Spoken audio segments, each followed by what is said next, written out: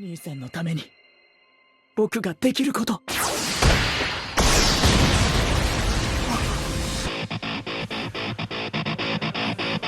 Time must be on steroids because it seems like it has been flapping its wings and flying faster than usual. The fall season passed by like a hurricane, leaving us awestruck with its amazing lineup of iconic anime fights. The 2023 winter anime season may not be as jam-packed as the last, but it still fulfills its promise of giving us all an adrenaline rush with its many high-profile and cold action scenes. And I don't want to keep you waiting, so let's dive right on into the best fights in anime of winter for 2023.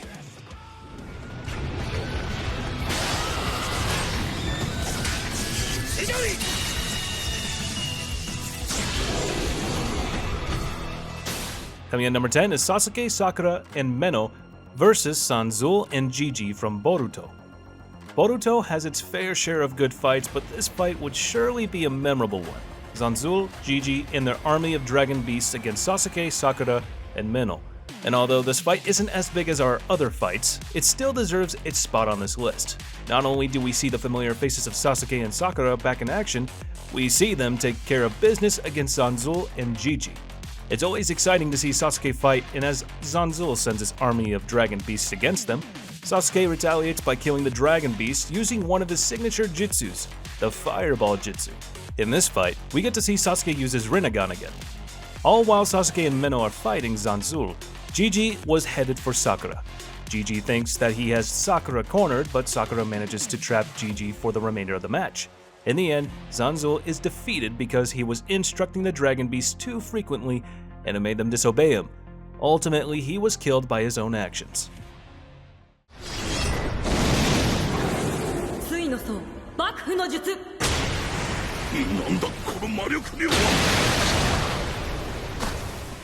Coming in at number 9 is Saika vs. GULL GALEOS from The Reincarnation of the Strongest Exorcist.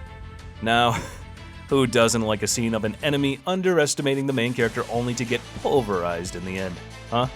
The Reincarnation of the Strongest Exorcist is another world features Saika, the strongest diviner in the land of his previous life, who successfully reincarnated to another world.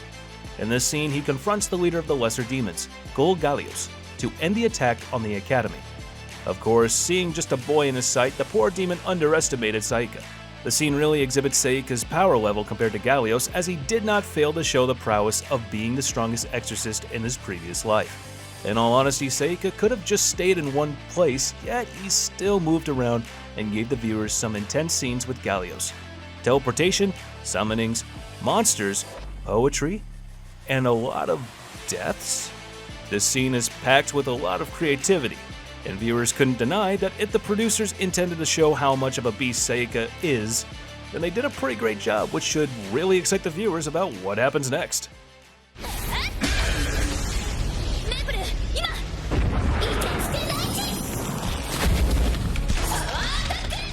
And at number 8, we have Maple and Sally versus the final boss from BOFURI. I don't want to get hurt, so I'll max out my defense, Season 2. Final bosses never fail to give that extra shiver down our spine. Being the climax of any game, of course, it's the ultimate test of skill and strength. I'm pretty sure this is what Maple and Sally felt when they faced the final boss of the 10th floor of the 7th event. The scene includes jam-packed action as it shows various abilities in the clash between Maple and Sally against the brute force of the final boss. The dark atmosphere also contributed to the eeriness and tension of the atmosphere, as it features a reddish tint that really gives into the color psychology of the viewers. Even with the combined powers of Maple and Sally, the final boss still proved that it is the last enemy of the event for a reason. Of course, they still came out victorious in the end. Nonetheless, with a combined composition of various battle stances, colors, framing, and music, it was a battle scene worthy of this list.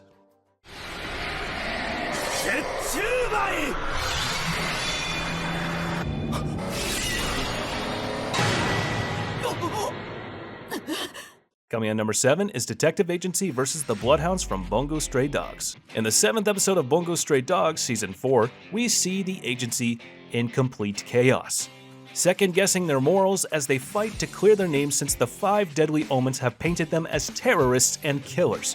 As the episode title suggests, it is a dog-eat-dog fight, a battle that is like a double-edged sword as the agency fights against their persistent enemy, and their moral challenges. Here we see Jono challenge Kunikida about his moral judgment by asking if he would ever feel relieved if one of the members of the agency were killed to keep him out of danger. Kunikida is left in a dilemma, and he starts to doubt whether he is doing the right thing. A fight against judgment, allegations, and morals. This fight may not be as physical as the others on this list, yet it is still as compelling in terms of plot.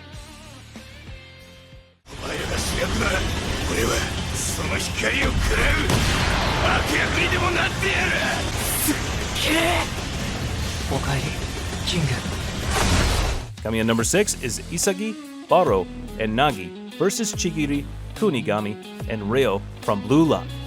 This rivalry battle in Stage 3 in Blue Lock was a battle that you could not miss. This battle was like no other, as Isagi Yoichi strives to win, take on Rin in the next stage, and get Bachira back. But in his way are Chigiri, Kunigami, and Ryo, who are focused on winning and getting redemption for being the second option to Isagi and Nagi.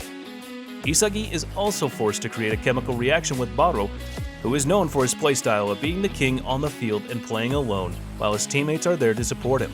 This starts the crazy match between both teams that want to win like their lives depend on it. The highlight of the match was definitely when Isagi figured out how to defeat the other team by changing his playstyle and unleashing the egoist within him, while controlling the game. The match overall is thrilling and entertaining to watch. The players involved improved and showed character development as the battle went on. Blue Lock has so much potential to be great in the future, and this match is one of the many things that helps Blue Lock achieve that goal. お前はボスの波動に転がってる小石に過ぎねえ。無敵のマイキーってのはこんなもんか。残念だ。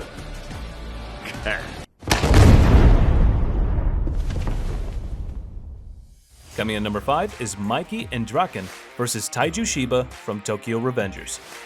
What is more heroic than going into battle to save someone you consider as family? Well, this episode starts with a scene of Takemichi being one-sidedly beaten up into a pulp by Taiju. It is noteworthy, however, that Takemichi is taking the punches pretty damn well. Mikey and Draken arrive at the church to save Takemichi and Hakai from Taiju Shiba and the Black Dragons. An exciting fight with the strongest antagonist in Tokyo Revengers so far. Even though that is the case, Mikey and Draken didn't break a sweat to beat Taiju and his minions. It's the only fight between gangs in Tokyo Revengers where Toman didn't have any casualties. Truly a Merry Christmas for the Tokyo Manji gang. Yuki.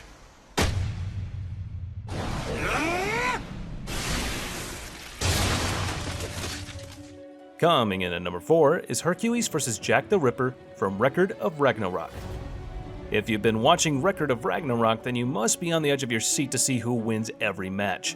That's the case for us viewers in every fight, but the battle between Hercules and Jack the Ripper definitely got us questioning whose side we are rooting for. We're forced to pick between Hercules, who's undoubtedly the crowd favorite for being a righteous god and so full of heart, and Jack the Ripper, who's known as one of the cruelest humans to ever live. Although Hercules is undoubtedly stronger than Jack, he proved that human malice can outwit even a demigod. Jack the Ripper was the victor in this match, but only because Jack used several tricks up his sleeve to fight against Hercules. The score is tied with the gods and mankind both having 2 points. It was the ultimate fight between good and bad, but even though mankind won, it still felt like they lost because the representative that they had on their side was a killer whose name is still feared to this day.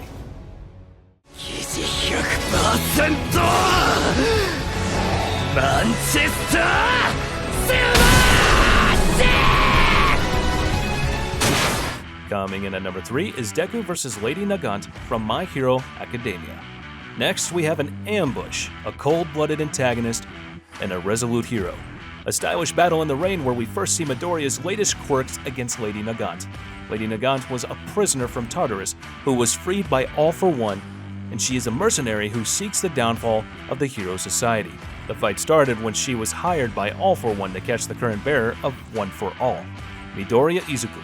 Midoriya and Lady Nagant battle toe-to-toe with their similar abilities, speed versus speed, wits versus wits, both outsmarting one another.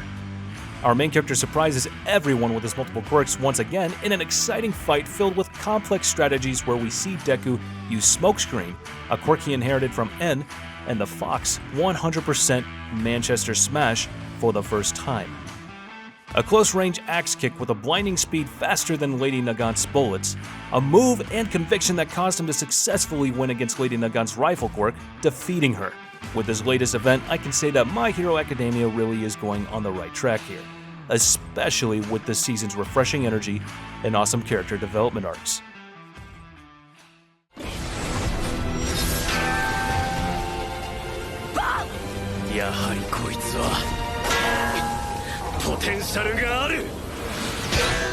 Coming in number 2 is Shadow vs. Beatrix and Iris from the Eminence and Shadow. What better way to wrap up the first season of the Eminence and Shadow if not with a show-stopping fight? In this battle, Shadow fights against Beatrix, who was later on joined by Iris, who was unhinged because of her bruised ego. Her unstrategic attacks with the Mithril Blade, an ancient artifact, proved to be counterproductive and contributed to their defeat. The fight showed a little bit more of Shadow's power. Fans speculate that he is slowly awakening but seems to hold himself back in the past episodes. Fight scenes like this where the main character humbles his or her enemies, defeating them by showing just an ounce of his full potential, is likable in its own right. In this case though, it is intentional. It's merely a facade to solidify Shadow's reputation as a mysterious man.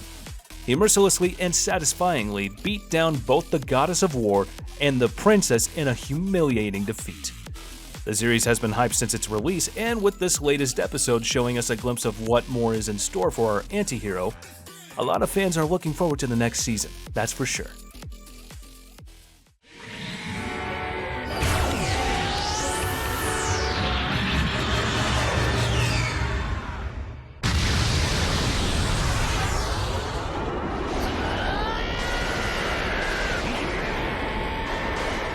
And number 1 goes to Luffy vs. Kaido from One Piece.